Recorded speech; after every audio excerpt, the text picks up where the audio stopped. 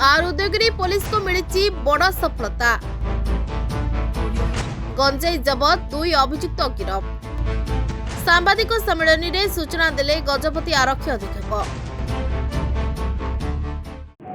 आपण मैंने जमी जानते गंजेई विरुद्ध में गजपति पुलिस अभियान जारी रही से क्रम गतकाली आमर आर उदयगिरी थानार ऑफिसर एवं स्टाफ सबुदिन भली गंजेई विरुद्ध जो पेट्रोलिंग जो नाका चली से माने गंजेई निर्दिष्ट संधान पाई कंकड़ागुड़ा एवं तमान गाँ रास्ता रे पेट्रोलिंग करुले। सकाळ प्राय 6टा समय रे गोटे बोलेरो गाड़ी एवं तार आगे 2टी बाइक रे किछि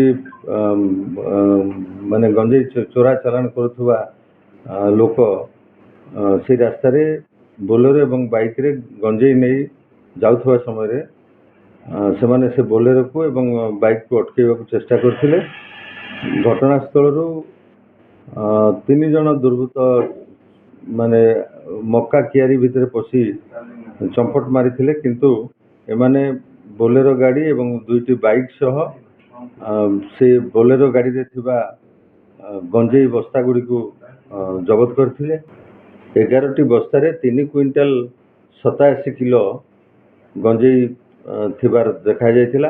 ताकू सेठारे एक्जिक्यूटिव मजिस्ट्रेट एवं साक्षी मानक उपस्थित ओजन करा जायतिला। या व्यतीत गोटे होंडा कंपनी रो बाइक एवं गोटे हीरो होंडा स्प्लेंडर 2टी मोबाइल से पोजिशन रु जबत करा जायतिला।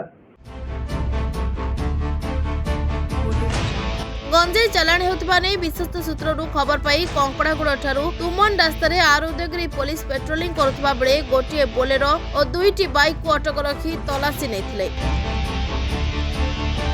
11 गोटी बस्तार 3 क्विंटाल 85 किलो गंजेई जबत करथिबा बेले व्यवहृत होइथिबा गोटे बोलेरो 2टी बाइक और 2टी मोबाइल फोन जबत करा जायछि।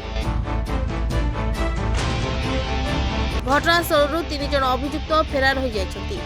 तेबे 2 अभियुक्तों को गिरफ्त करिछि पुलिस। Bureau report Rainbow media.